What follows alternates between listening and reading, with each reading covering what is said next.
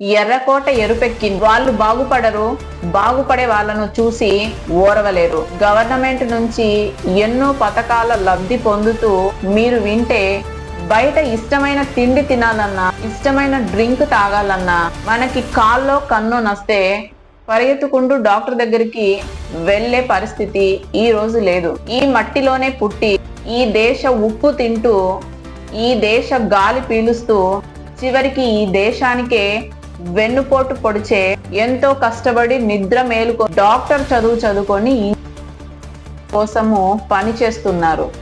మృత్యువు ఇప్పుడు డాక్టర్ రూపంలోనే మన చుట్టూ తిరుగుతూ ఉన్నాడు.